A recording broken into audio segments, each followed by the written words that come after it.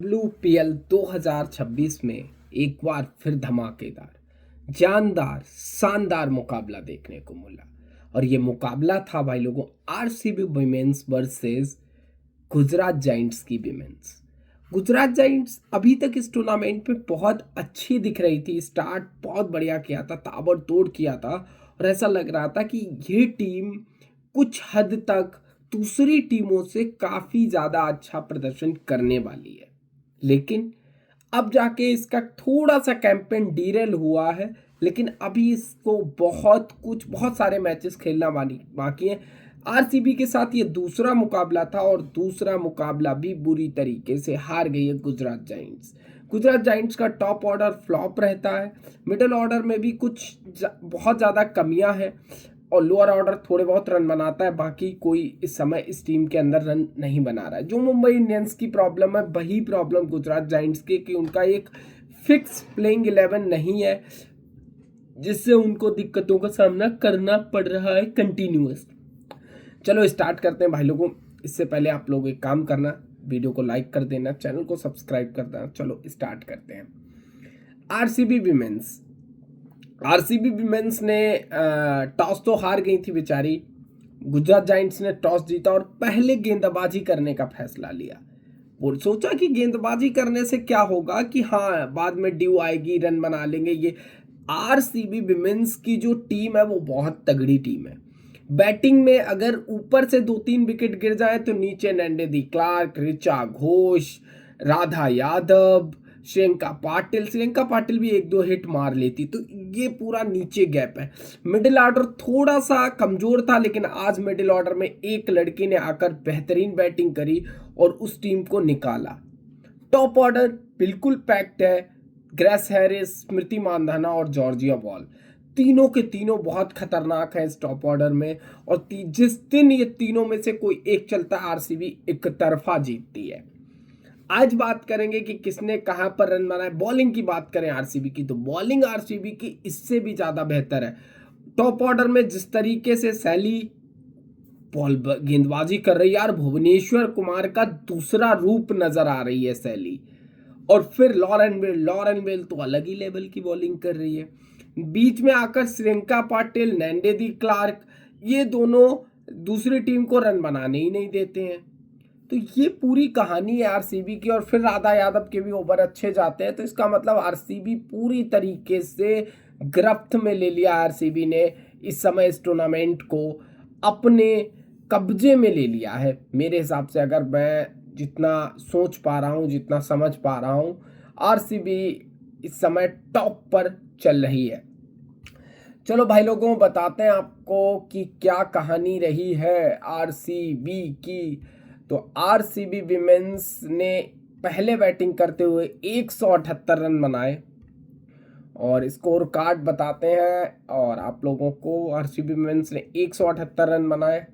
RCB women's जब पहले batting करते हुए भाई लोगों ग्रेस हैरिस और स्मृति मानधना आई मैदान पे, तो ऐसा लगा कि एक बार फिर ताबड़तोड़ शुरुआत होगी, लेकिन रेणुका सिंह ठाकुर ने बहुत बड़ा झटका पहले ही ओवर में दे दिया और वो था ग्रेस हैरिस के रूप में। ग्रेस हैरिस 1 रन बनाकर पवेलियन लौटी। उन्होंने 3 गेंदों का सामना किया और ज़्यादा देर मैदान पे टिक नहीं पाई। ग्रेस हैरिस आउट होने के बाद जॉर्जिया बॉल मैदान पे आई और जॉर्जिया बॉल दूसरे ओवर की आखिरी गेंद पर केशवी गौतम की गेंद पर पवेलियन लौट गई और वहां पर पूरी तरीके से यहां मुसीबत में आ गई थी आरसीबी। दूसरा विकेट 9 रन पे और 2 ओवर हुए थे। कप्तान स्मृति मानधना का साथ देने के लिए मिडिल ऑर्डर बैट्समैन गौतमी नायक आई हुई थी। गौतमी नायक पिछले कुछ समय से काफी ज्यादा फ्लॉप चल रही थी और बैटिंग भी अच्छे से नहीं कर पा रही थी। आज गौतमी नायक पर बहुत उम्मीदें थी कि हाँ आज कुछ परफॉर्मेंस करके दिखानी पड़ेगी, प्रूफ करना पड़ेगा कि हाँ इस मिडिल ऑर्डर में क्यों उनका एक स्ट्रांग पोजीशन बनती है। और यही करके दिखाई। गौतमी नायक ने पहले स्मृति मानधना के साथ मिलकर लगभग 60 रनों की पार्टनरशिप करी। स्मृति मानधना गार्डनर की गेंद पर एलबीडब्ल्यू का शिकार हो गई। अंपायर ने नॉट आउट करार दिया था, लेकिन बाद में जब रिव्यू लिया तो पता चला कि तीनों स्टंप हिट कर रही है बॉल, और रेड हिटिंग के कारण 23 गेंदों में 26 रन बनाए, 113 का स्ट्राइक रेट। स्मृति मानधना को थोड़ा और तेज खेलना चाहिए था, लेकिन स्मृति मानधना को पता था कि वो टाइम ले सकती है, क्योंकि उसके पास नीचे आने वाले बल्लेबाज जो हैं ऋचा घोष, नैंडी दी क्लार्क, राधा यादव और भी ज्यादा खतरनाक है। गौतमी नायक यंग इंडियन टैलेंट है, लगा कि बहुत फ्लॉप चल रही थी, पिछले मैच में 2 कैच भी बैक टू बैक 2 कैच छोड़े, ऐसा लगा कि इस बल्लेबाज को हो सकता है अगले मैच में मौका ना दें या फिर कुछ चेंजेस करें। लेकिन भाई लोगों, आज जिस तरीके की बल्लेबाजी करी, पहले तो बिल्कुल फंसी हुई नजर आ रही थी, बिल्कुल फंसी हुई नजर आई, ऐसा समझ ही नहीं आ रहा था कि गौतमी नायक, मुझे लग रहा था अब विकेट गया, अब गया, अब गया, हर किसी को लग रहा था कब विकेट चला जाएगा गौतमी नायक का पता भी नहीं चलेगा। लेकिन गौतमी नायक ने भाई लोगों अपने आप को धीरे धीरे धीरे धीरे परिस्थितियों में ढाला, और परिस्थितियों में ढालने के बाद फिर जिस तरीके से काउंटर अटैक किया, वो अलग ही लेवल का गेम था। स्मृति मानधना पे जितना प्रेशर था वो बाहर निकालने की, सोखने की कोशिश कर रही थी गौतमी नायक खुद।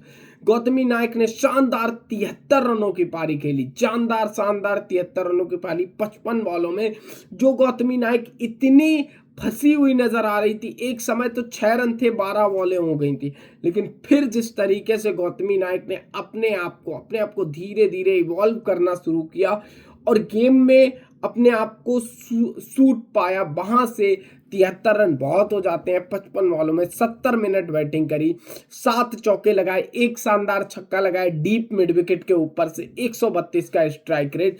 गौतमी नायक बहुत बढ़िया। ऋचा घोष जब आई स्मृति मानधना के आउट होने के बाद, तो ऐसा लगा कि पहले फंस गई थी, रन नहीं बन रहे, लेकिन फिर ऋचा घोष ने भाई लोगों जो हिटिंग करना शुरू किया, वो तो कैच आउट हो गई, गार्डनर ने कैच लिया डिवाइन की गेंद पे 27 रन 20 बॉलों में। नैंडी दी क्लार्क का आज बल्ला उतना शांत रहा, 4 रन 6 बॉलों में, लेकिन राधा यादव 8 गेंदों पे 17 रन, ये 17 और 2 गेंदों पर 8 रन, बची हुई दोनों गेंदों पर श्रियंका पटेल ने 2 चौके लगाए और इसके बदौलत टीम का स्कोर पहुंचा दिया 178, 6 विकेट। बॉलिंग कार्ड की बात करें तो बहुत बढ़िया बॉलिंग करी। रेणुका सिंह ठाकुर ने 4 ओवर में 23 रन देकर 1 विकेट लिया।